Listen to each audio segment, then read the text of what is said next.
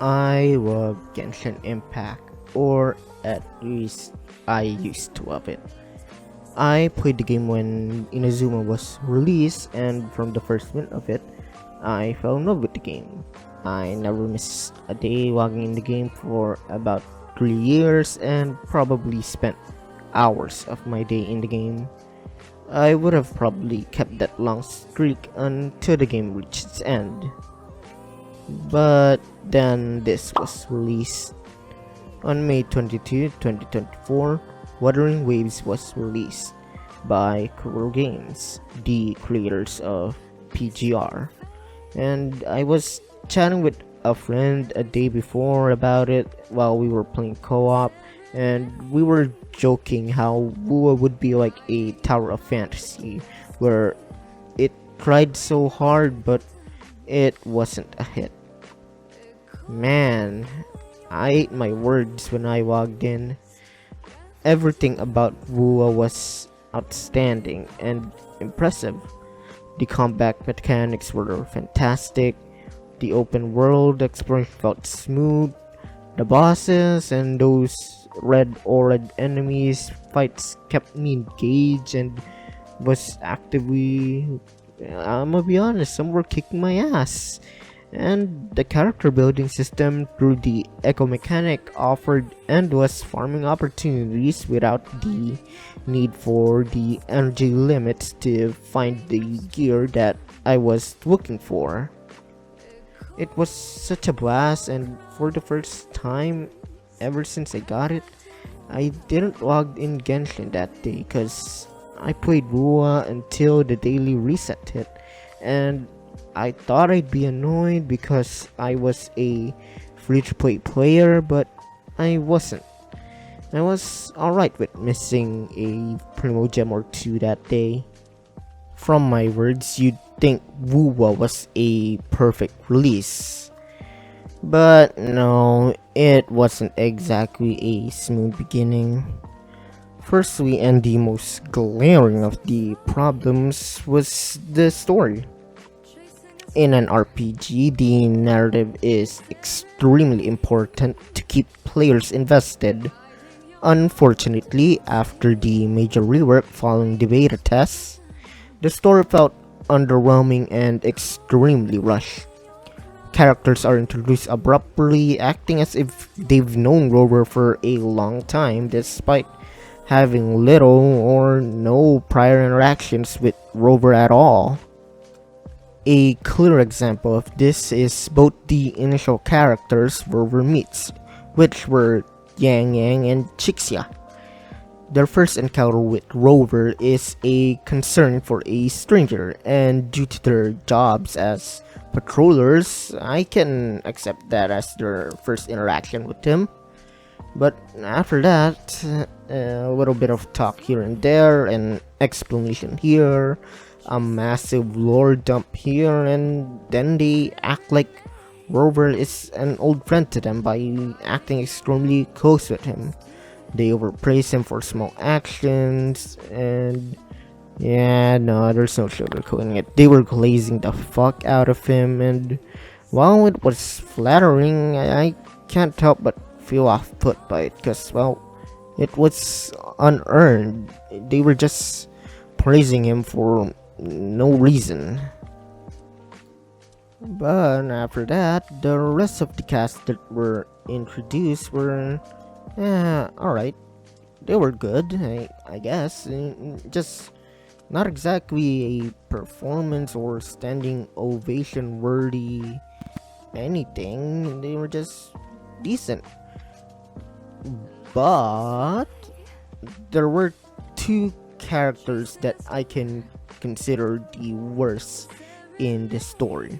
Not because they were bad or anything, but it's because they literally appeared out of nowhere. Ling Yang and Yuanwu. With Ling Yang, you at least have the option to learn more about him through his companion quest. But that's only if you chose to do it. Otherwise, he comes off as just another random resonator who shows up to defend Jinzhou City when it was being attacked.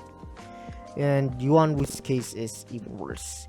He doesn't even have a companion quest, and aside from few background NPC dialogues scattered around the city, he essentially appeared out of nowhere. So when they both show up from in that cutscene where everyone was defending the city, it felt jarring and a little bit goofy. You could argue that the crisis they were responding to justifies their sudden involvement. After all, the defending the city would rally even lesser known resonators, but the execution felt sloppy and forced. And that's just the store issues. The VA direction for the English dub, yeah, I don't want to talk about it, but it's part of this video, so here I am. I'm gonna talk about it. Yang Yang was, there's no sugarcoating it. Yang Yang sounds so unnatural with her voice. The rest of the cast are all mid at best, with Scar's VA being the best of all. But it doesn't really matter because everyone who has played agreed that Scar's part is where things got good. There's some voice lines where it gets cut off due to the autoplay option for the dialogue. Even on a cutscene where I met my favorite one of my favorite characters in the game, and her voice line got cut off because the cutscene continued for the next dialogue. The combat, the world, the enemies, and how you obtain gear is amazing, and the release of Wuthering Waves would have been perfect for me. But the story, the VA direction was real bad, which makes it a 6 out of 10 for me.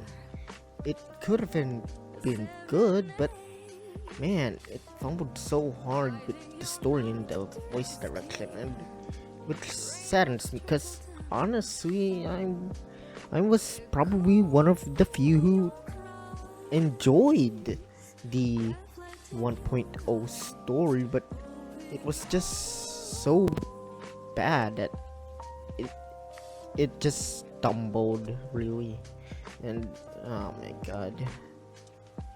Okay, let's ignore the clusterfuck that is the story and the voice direction of 1.0, and let's more focus on 1.1, Dawn of Eons, where it showed that Kuro listened to the feedback that the community has given with Mount Firmament.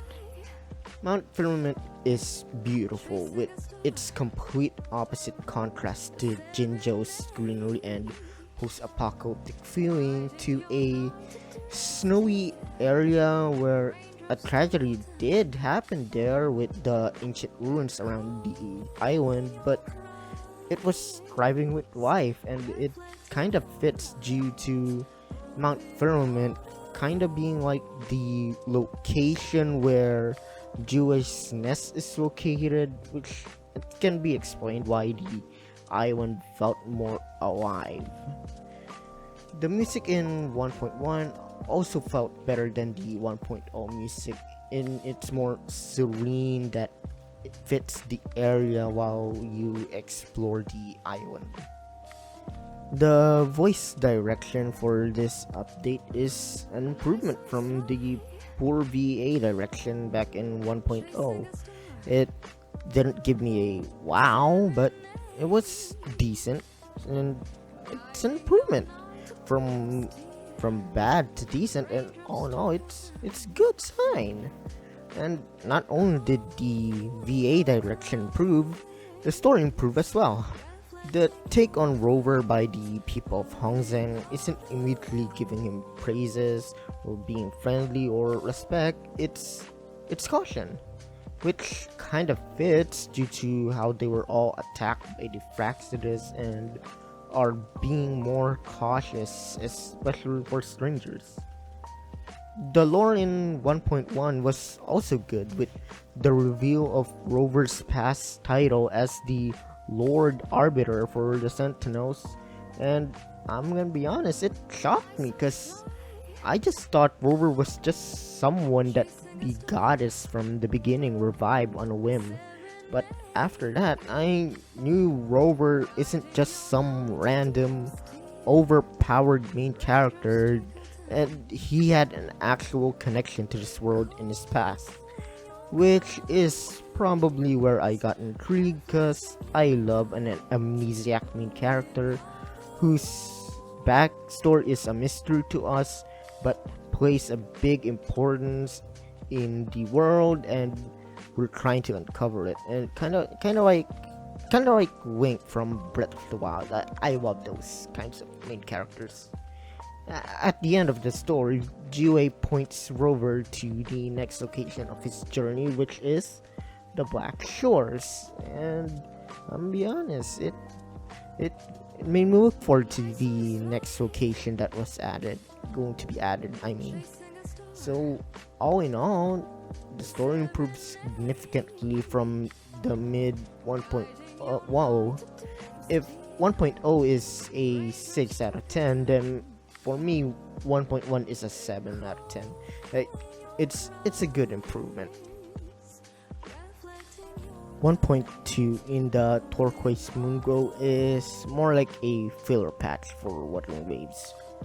Scratch that, no, it's not more like a filler patch.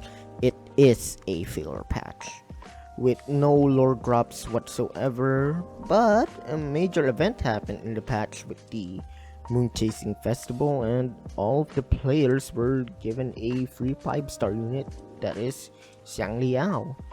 One quality of life has been added that players have been asking for is, instead of switching to a character who uses pistols like Chixia, Auto, or Mortefi to use for shooting puzzles, we were given a hover drone that doubles as a mining equipment. The other updates in 1.2 feels more like it feels more like it's targeted towards specifically for returning players with the wave plate storage system, where any excess wave plate is stored, and a returning event for every returning players called Reprise of Tides, where they just log in and get rewarded. So all in all, the updates didn't really progress the story much, but hey, I was I was given a free 5-star unit, so hey, if it's a 5-star unit, I'm gonna give you a 5 out of 10. 1.3 Into the Shore's End is a major update for Wuthering Waves, where it introduced the Black Shores, where I assume the players who reached this part already has an idea what the organization is about due to the interactions we had with Alto, Encore, and Camellia back in 1.0. But it was further expanded in this update. 1.3 adds the Black Shores into the overworld of the game. And to be honest, I feel like in this update is where Wuthering Waves finally regains its footing and found the identity it desired in the market, because this update brought us what was promised by Wuthering Waves of it being a sci-fi post-apocalyptic world, and the Black Shores fits that entirely, with the area having a more sci-fi feel compared to Huanglong and Mount Firmament, which was just post-apocalyptic. And the story in 1.3 is both a mix of advancing the story of Wuthering Waves and a companion quest for an integral character in this story named Shorekeeper. So, TLDR, the story of 1.3 is essentially Tethys is a big supercomputer that is programmed to fight off against the Lament being the apocalypse that completely changed the world, and well, it needs repairs. And the issue is that it needed a new core, and only Rover and Shorekeeper can become the core to fix it. Because, well, I don't know, they're both powerhouses. Tethys absorbed Shorekeeper, but Rover, refusing to accept that, pulls her out of the machine, and well, they happily ever after, blah blah blah. The end. 7 out of 10. Yeah, that it's hard to explain, but I enjoyed 1.3. 1.4 is a filler patch again, but compared to the first filler patch, the content this time is much more. A new permanent event was added, which is the Somnian Labyrinth, that gave us more lore to one of the semi-permanent game mode introduced in 1.0 called the Depths of the Elusive Realm, which can be described as a roguelike game mode where you chose a resonator and just roam the dreams of the people in Solaris 3. We were also given a companion quest with a character that caught the eyes of many players, that being Camellia, a bloom bearer from the Black Shores. So yeah, that's probably it for that's all the things that I can remember in 1.4. It's filler, but hey, I was happy with the updates given for the Elusive Realm, which Kuro, please give it back to us. So yeah, 6 out of 10 for 1.4. 2.0, all Silent Souls can sing. This update is what I can feel like, where Wuthering Waves got its second wind, or re-release, or even revival, or just whatever the word is. 2.0 is an amazing update that Wuthering Waves dropped. If it wasn't released, the whole 1.x version of the game felt like the Coast beta test, and 2.0 was the actual game. Not to say that all the versions of 1.x was bad, but if we compare it to 2.0, it felt like Wuthering Waves was re-released due to the amount of glow up the game had. 2.0 also gave us Fight completely free, although it is locked in Lunacira. Please, Kuro, I am begging you, please allow us to fly in Huanglong and the Black Shores. It is also amazing right from the start. It didn't last for a few seconds or have any massive requirements. The cost for upgrading the device is also reasonable, because it can only be upgraded by exploring the region, so you'll be rewarded the more you explore the world, and it's not behind some paywall or something stupid like that. The story also improved because of the way the characters interacted with Rover, and while they're somewhat still very friendly, it felt natural in how they interacted with him. Unlike Yang Yang and Chixia, who were both very friendly right from the get-go and were praising Rover non-stop, the characters here felt reasonable, I guess, in how they reacted towards Rover. And I'm gonna give y'all some examples. One of those characters is Brent.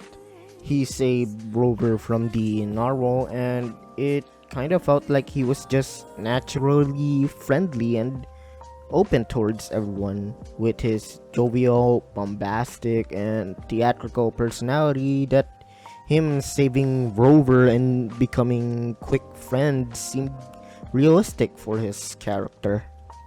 Another one friendly character that felt natural is Bibi, and she is in it's kind of hard to describe. She's just sweet. Like, she's really sweet.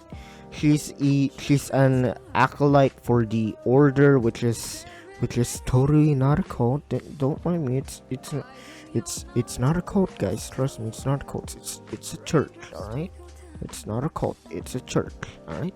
And well, unlike the other members of the order, she just felt like she wanted to help people, and yeah, it felt natural with her being friendly towards Rover right from the get-go. Also, I want to praise one of the important companions we have in 2.0, which is Carlotta Montaigne. While she is an important character in the 2.0 arc, she isn't properly introduced to us until chapter 2 of the act, and you can even see her briefly in the background doing things, probably for the Montel family, so it's kinda refreshing to see. Most games like these, where a specific character is important part of the act, they are usually always present since the beginning of the story. But with Carlotta, she's there, yeah, but her presence is always in the background, observing or just getting items for her operation. So I like that. I like more of those. As for the VAs of 2.0, well, I'll let them speak for themselves. Have a listen. If you're all so righteous, why don't you join the pilgrimage yourselves? We've been expecting you. Welcome to Averardo Bank, sir. Yes, they have. Would you like them now, or shall we deliver them to your residence before tonight? Suffice to say, the entire VA direction has significantly upped the level since the entirety of the 1.x era.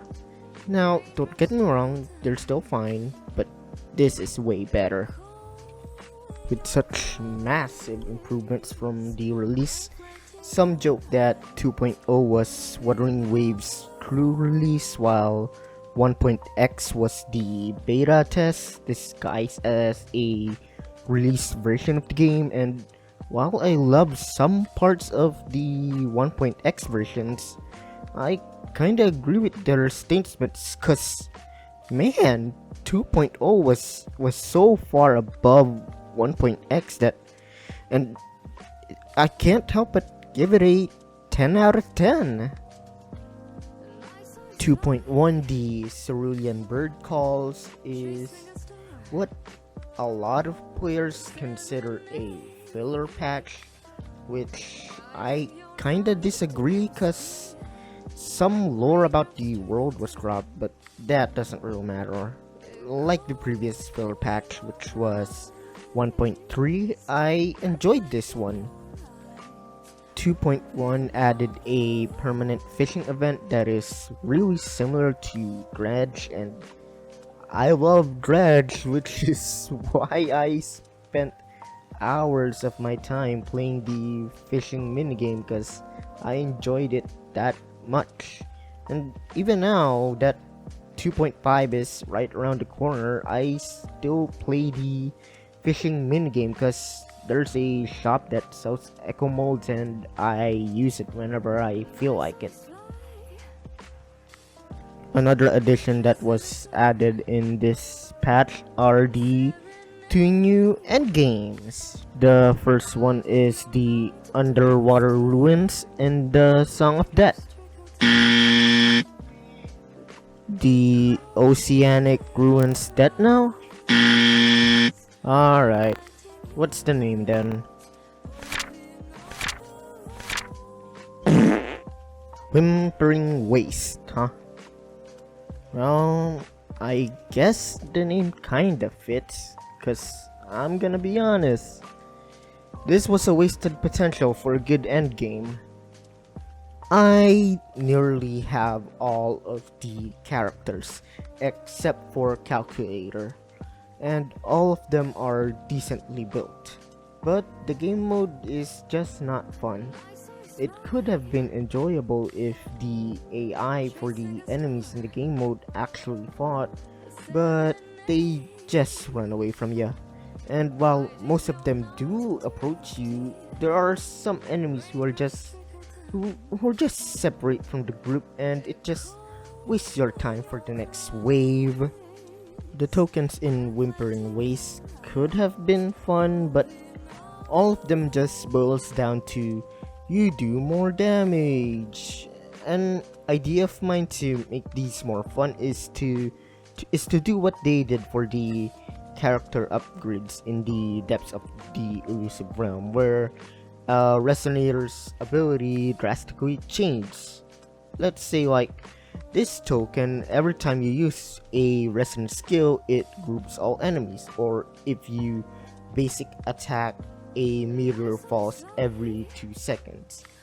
We already have one token that acts like this, but it's just one.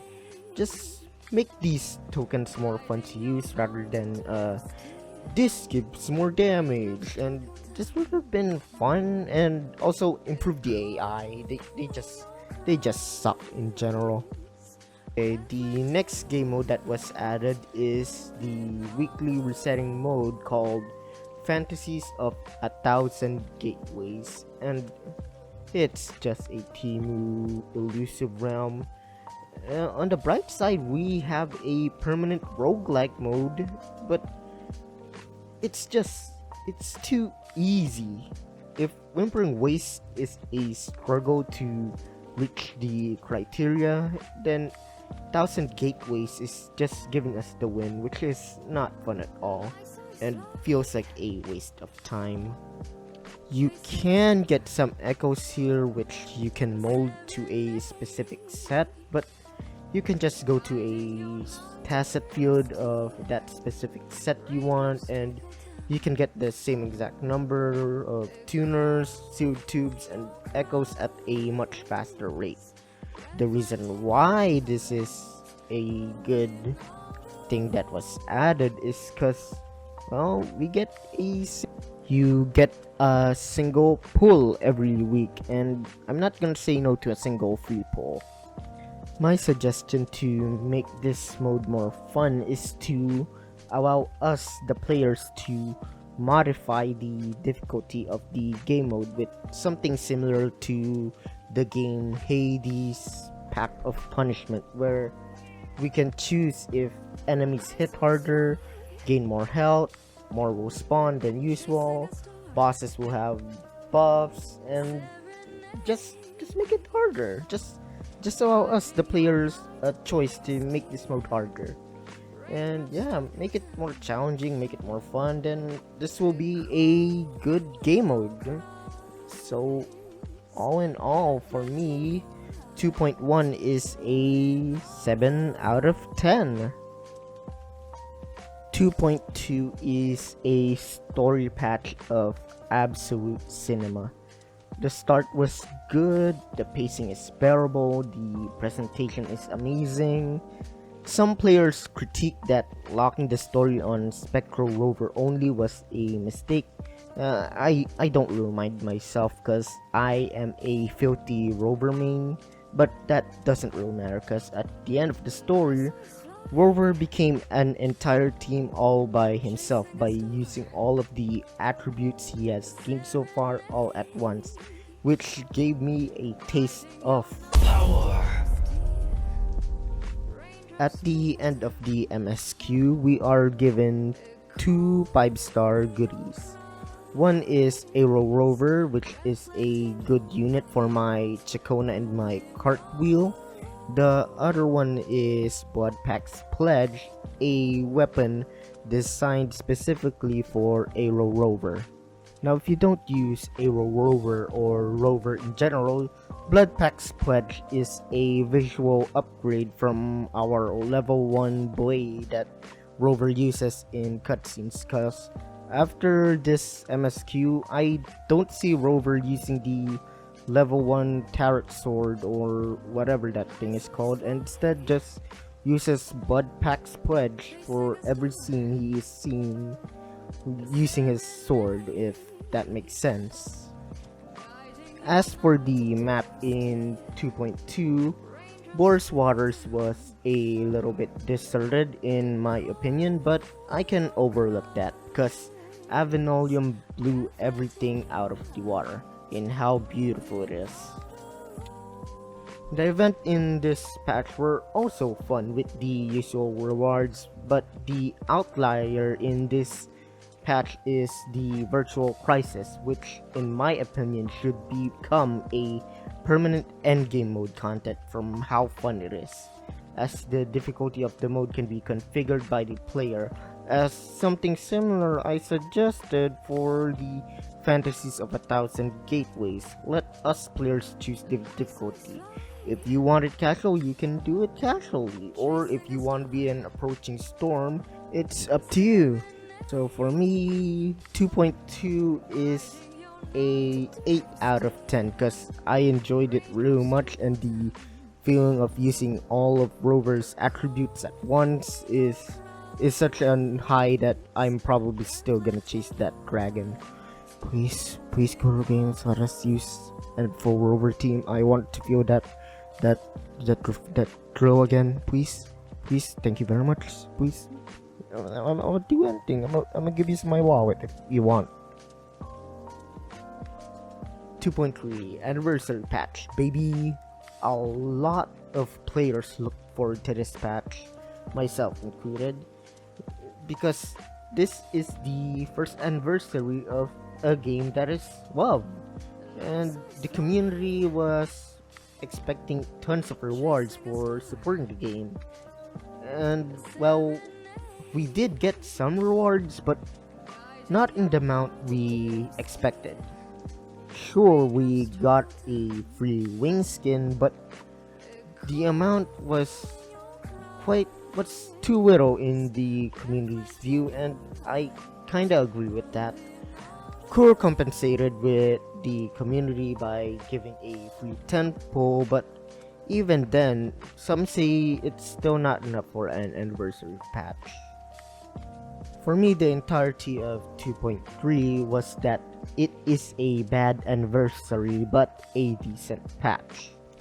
Like, if you ignore that this was the first anniversary of Wuthering Waves and just think of this as a regular patch, this will be acceptable. The events of this patch were meh, with the exception of Your Summer Will Never Wither, which is Chakona's companion story quest, even if the game tells you it's an event quest. Another event this patch that isn't exactly bad, but it didn't really intrigue me either, are the two cube events. One is the QB Derby, and the other is the Cube, Cubic, and Cube. They were both decent, but that's just probably me going off the high that was Virtual Crisis. Another event that was added is a permanent event that is Dreaming Deep, the new elusive realm that was introduced, and the stories of the if scenarios. The stories were good, but good god if it isn't a slog to go through. It misses everything that the elusive realm was loved for. Sure, they kept the character upgrades, but the elusive realm did it way better. The Dreamlink feature, which was first introduced back in 1.3, has returned. However, instead of allowing us to choose freely between our resonators, it now categorizes each Dreamlink buff under a specific bond requirement. This means that each buff is tied to a group of resonators, and you must include certain ones in your team to activate these effects. For example, one Dreamlink enhances basic attacks, but to activate it, you must have at least 3 of the following characters in your team, and those are Xiang Liao, Ling Yang, Yuan Wu, and Jiang Xin. Which is fine and all, but what if I want that buff on Camellia? I can't activate it because the requirement needs 3 of those characters in the team before it can activate, which really sucks. Now, most of the stuff in the 2.3 patch seemed bad and disappointing for an anniversary patch, but it wasn't all that bad. The quality of life that was added were nice, like no boss cooldown, which means farming of forecast echoes is much more efficient. Another thing is a main stat selector, and I it makes farming and building your characters much more faster than usual. So it wasn't that bad really. I'ma give this patch a 4 out of 10 for the anniversary, but for a patch, this will be a 6 out of 10. After the decent patch that was 2.3, 2.4 returned Wuwa on its high by introducing Septimon, which is a new addition to the map, and good god is it beautiful. The inspiration from the ancient Roman culture of gladiators and the huge towering statues and buildings is a beautiful sight to see when flying around the map. The enemies in this area are also enjoyable, with the gladiators summoning their own echoes to fight alongside them. Although one enemy did give everyone a hard time to adapt to, but that doesn't really matter much. The story of 2.4 is good, but for me, 2.2 was a better story patch. The events of this update were amazing. Peaks of Prestige is a fun auto battler. I enjoyed the mode so much that I reached the max duelist level in just 2 weeks without the help of the extra points that is given to us by the weekly reset of the rewards from the mode.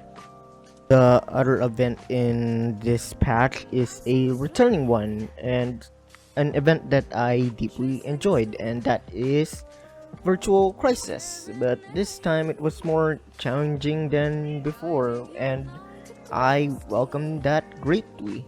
Another event that I enjoyed is from the part 2 of the patch, which is Banners Never Fall, and it was a quick combat event that I accomplished in a single day, but it was still fun regardless.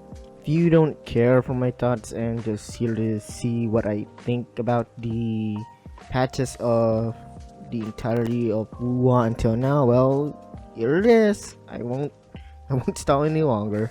Hot, hot, hot, hot, hot, hot, hot, hot, hot, hot. Nom nom nom, nom nom nom nom nom nom. あらあらまあまあ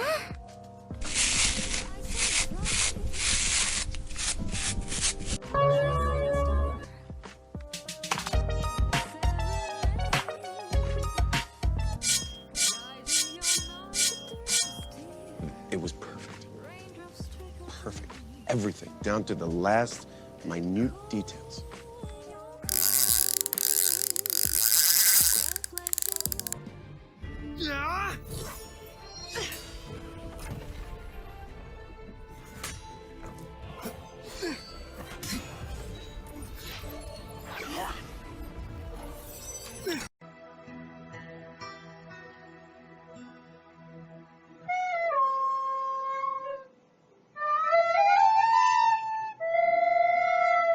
Deja vu! I just been in this place before. Higher on the street, and I know it's my.